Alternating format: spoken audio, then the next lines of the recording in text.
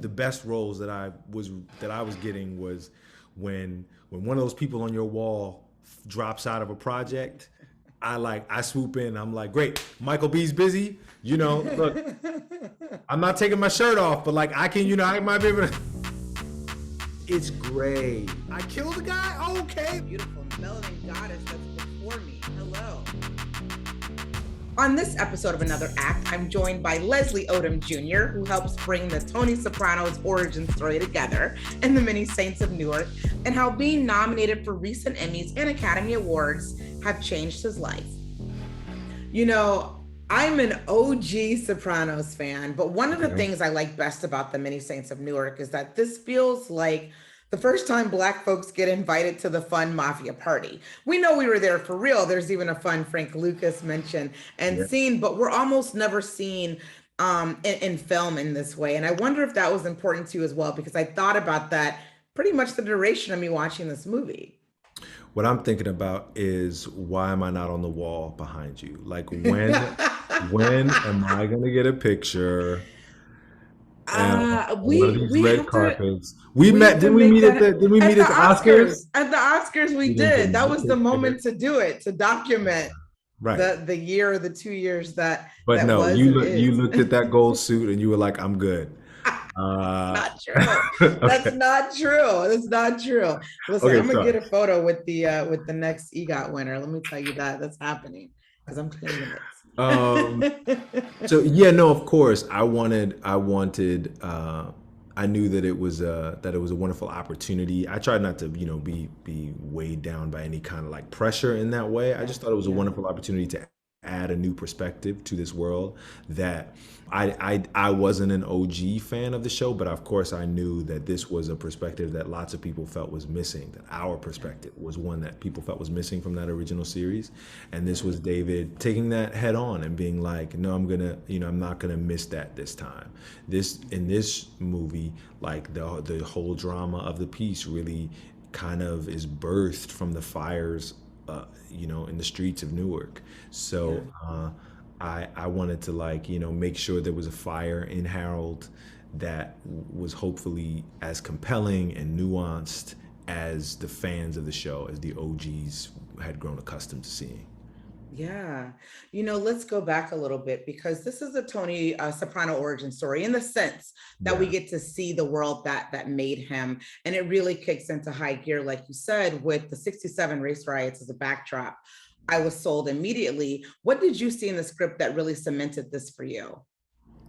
I had this funny experience. I'm still learning. I just made my 10th movie with Knives Out. Knives Out 2 was my 10th movie, I think. I think it was 10 or 11. But look, some of the people that you have on your wall, it's like, different milestones of different, some of those people have made 20, 25 movies. It's not, but there was just something about, I just never saw film for me. Like I just wasn't trying to be that guy.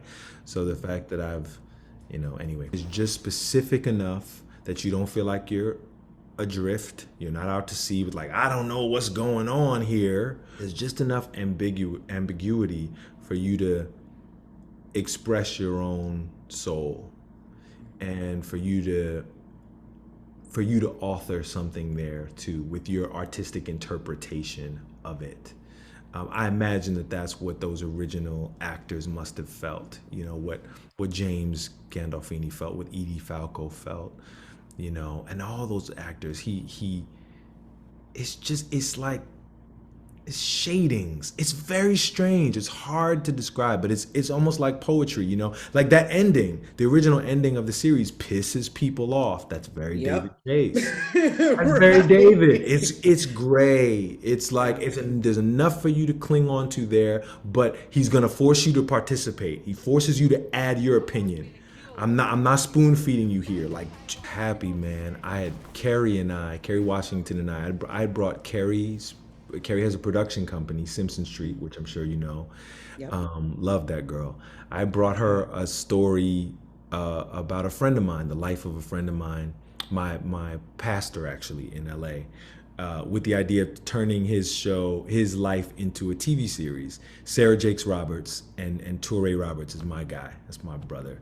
And Carrie loved the idea, and so we were working on that. ABC bought the idea. We shot this pilot. They did us dirty. They didn't pick up our show. Our show was great. We made this great show with Saladin K. Patterson was writing it. Saladin has the Wonder Years on the air Wonder now. Years. Yeah, great guy. So yeah, so anyway, that's where I was. I was like in this. I was executive producing and starring in this thing and having just the time of my life. Toward the end of it, I got a call from my agents that were like, the Sopranos are looking to. An actor fell out, and that was still, and a few years ago. But there's still like the best roles that I was getting was when one of those people on your wall drops out of a project. I swoop in. I'm like, great, Michael B's busy. Look, I'm not taking my shirt off, but like I can, I might be able to. Who else is on that wall?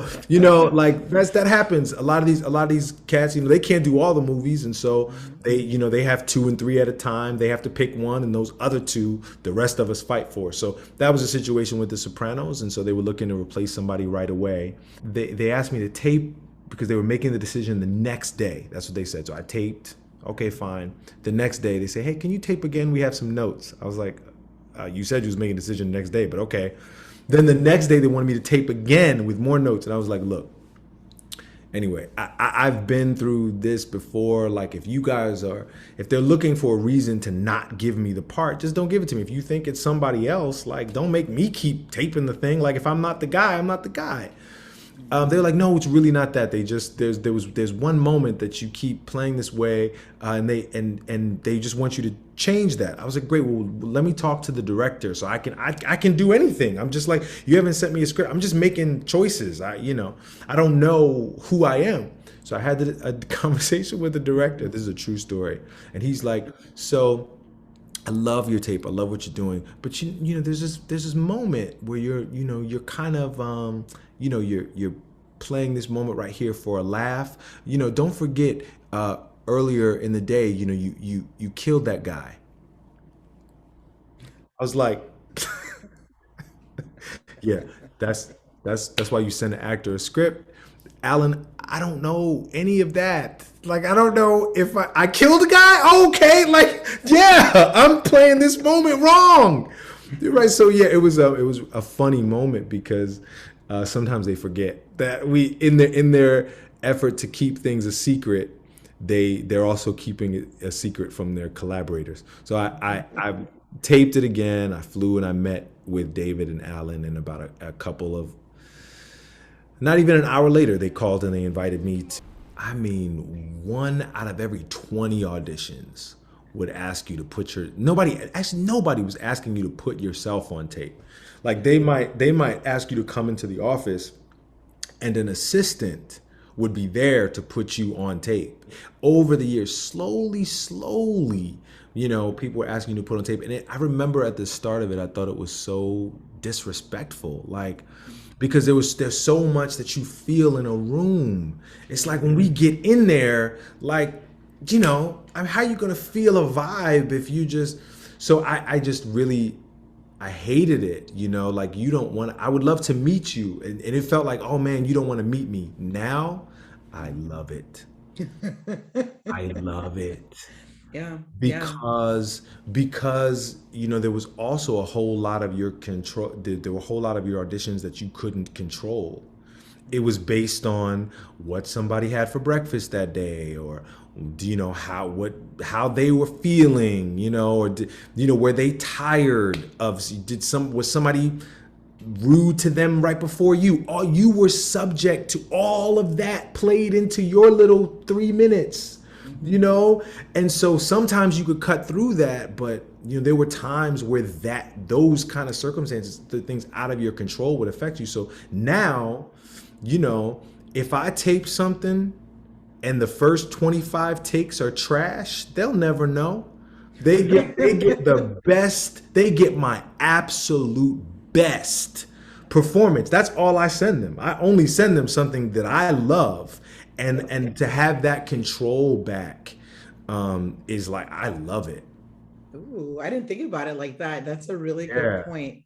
I would imagine that because your visibility in Hollywood has increased, via Hamilton, then One Night in Miami, Tony Awards, an Emmy nomination, and several, as in more than one, Oscar nominations, things have changed for you. Tell me about that. How so? I tell you how so. Mm. Like the two projects that I've signed on to do post Oscar nominations, I got invited to be a part of the cast of Knives Out 2. And I just got to have a great meeting with the director. Zoom meeting, but like I didn't have to put myself on tape 2 and 3 times. That was wonderful. There's enough of the work that's out there that people that a director or writer can look at all of those things and go, yeah, I think you could, you do good at this thing over here. That's nice. The Exorcist was another thing. I signed on to be a part of that, and I had a great meeting with David Gordon Green and told him what a fan I was of the original film, and we geeked out over that. So that's I can't believe it. Yeah. I remember I used to drive all over that town. I used to drive all over LA, just hoping that somebody would see it, that somebody would see it and give me a chance. So the fact that like every now and again I just get a phone call to be a part of something, it's just crazy. I'm glad that it's coming along right now because this is something that we've never seen you do before in Many Saints of Newark. And I can't wait for all the other stuff that you have coming up. Leslie Odom Jr., it is always great to talk to you. Thank you so much for doing this today. Thank you, Kelly. Be well till next time.